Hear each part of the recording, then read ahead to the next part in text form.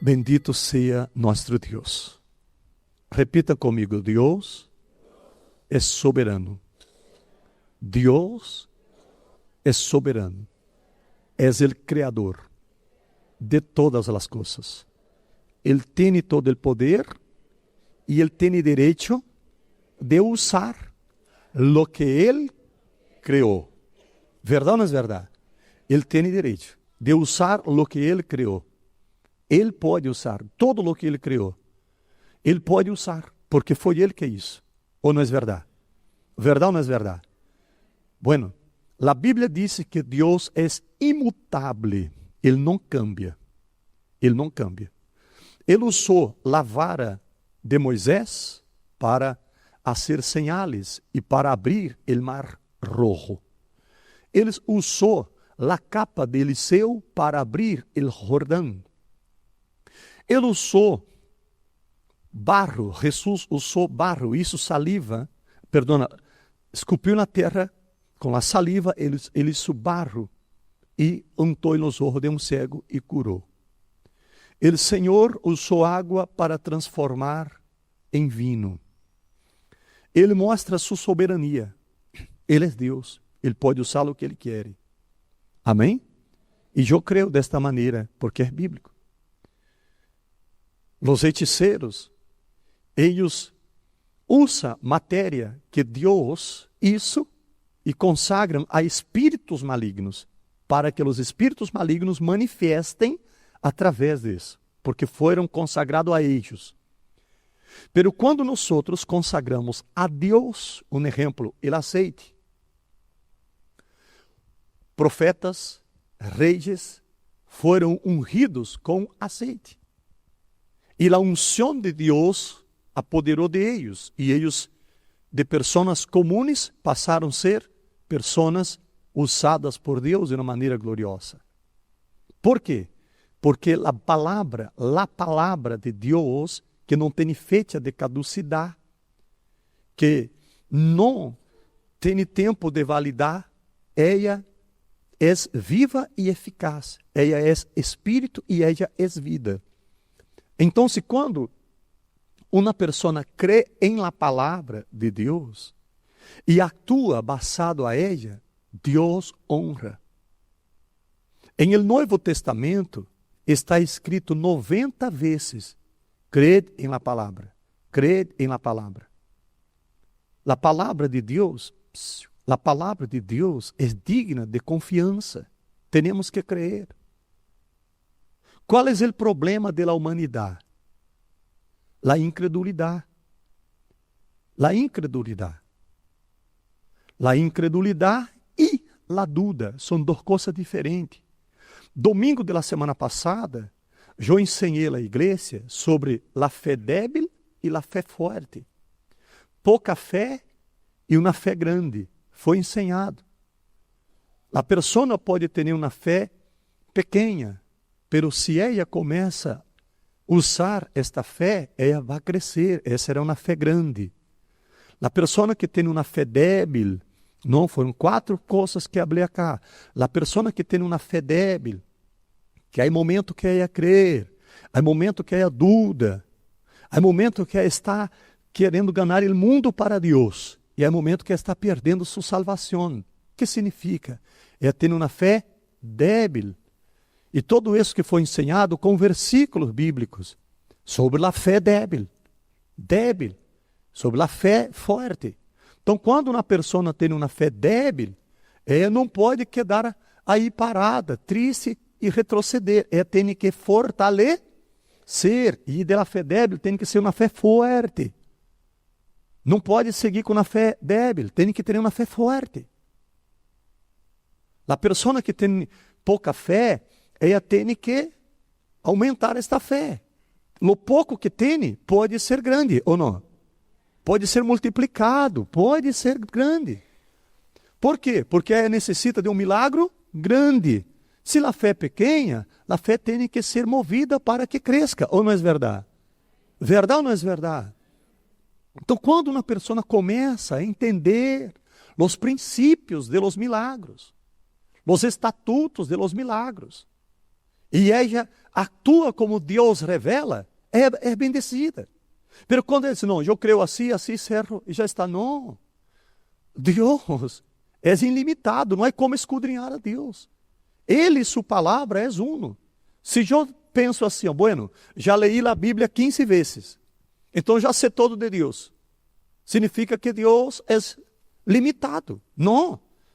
Eu posso ler 20, 30, 40, 100 vezes, 1000 vezes a Bíblia, pero todavia seguirei conhecendo al 100, porque está escrito, conheceremos a Deus e prosseguiremos em conhecer. Entenderam ou não? Não podemos conhecer a Deus, o que Ele nos revela hoje já está, eu sei todo de Deus. Não funciona assim. Não. Então, quando uma pessoa determina conhecer a Deus e prosseguir em conhecer a Deus, Ele se revela. Todos os dias e aprenderá coisas novas. E que sucederá? A fé desta pessoa pode ser uma fé débil, passará a ser uma fé forte. Então, quando uma pessoa tem uma fé pequena, sua fé será uma fé grande. Por quê? Porque ela seguirá conhecendo al Senhor. Uno pode conhecer a religião ou as religiões, pero a Deus nós temos que conhecer todos os dias. Todos os dias.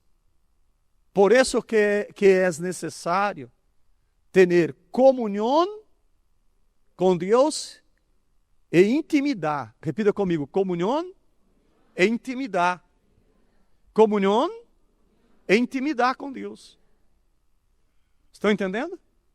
Repita comigo, comunhão com Deus e intimidade com Deus. Quando uma pessoa tem intimidade com Deus, ele começa a revelar seus secretos. Ela passa a viver outro nível de vida. Diga graças a Deus. Está bem? Mira, Oséias 6:3. E conheceremos e prosseguiremos em conhecer a quem? A Jeová. Conheceremos e prosseguiremos em quê? Em conhecer a Jeová, em conhecer a nosso Deus. E mientras a pessoa vai seguindo e nessa comunhão com Deus, nessa intimidade com Deus, o que sucede? Sua fé vai aumentando, passa a ser uma fé grande. A fé débil passa a ser uma fé forte. Sim ou não? Então, lo que era impossível para ela passa a ser possível. Por quê? Porque ela tem uma fé grande e uma fé forte. Repita comigo, fé grande e fé forte. Fé grande e fé forte. Fé grande e fé forte. Então, o que era impossível passa a ser possível. Passa a ser possível. Um exemplo, nós dizemos, adore a Deus, alabe a Deus. Não é porque queremos que as pessoas quedem cantando, adorando. Não. Há um porquê. Vou mostrar para você. Leia comigo. Hechos, capítulo 13, versículo 1. Havia entonces en la iglesia que estava em Antioquia profetas e maestros, Bernabé, Simón, el que se chamava Níger, Lúcio de Cirene, Manaém, el que se havia criado junto com Herodes el tetrarca, e Saulo. Agora, bem despacio, versículo 2. Ministrando estos, ¿a quem? Al Senhor. Muitos acercam a Deus solo para pedir, não aprenderam ministrar al Senhor. Ministrando estos al Senhor e ayunando, dijo el Espírito Santo, apartai a Bernabé e a Saulo para a obra a que los he chamado. Repita comigo, ministrando ao Senhor e ayunando, vindo o Espírito Santo. e falou com eles. Leia comigo com atenção 2 Crônicas, capítulo 5, versículo 13. Vamos allá.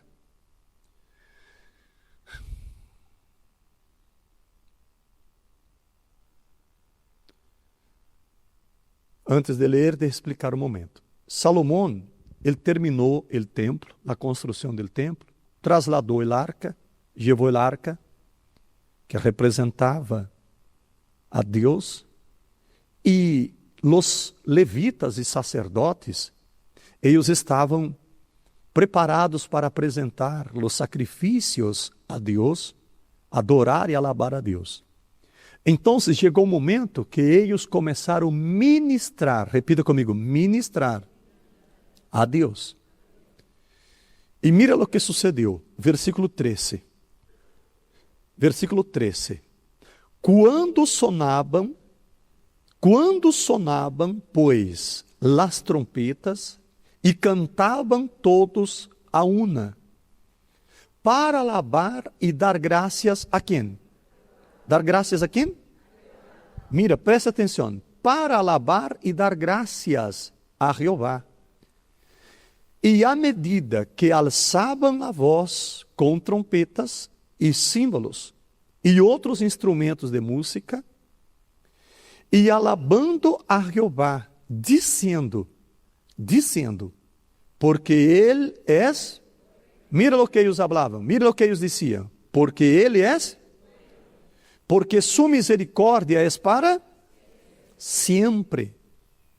Então a casa se llenou de uma nube. La casa de quem? Repita comigo, al ministrar al Senhor, la glória descende. Há muitos hermanos que já entraram em seus quartos solo para pedir, cura-me, libera-me, bendice-me, hace o milagre, transforma minha vida. E hasta agora não receberam nada.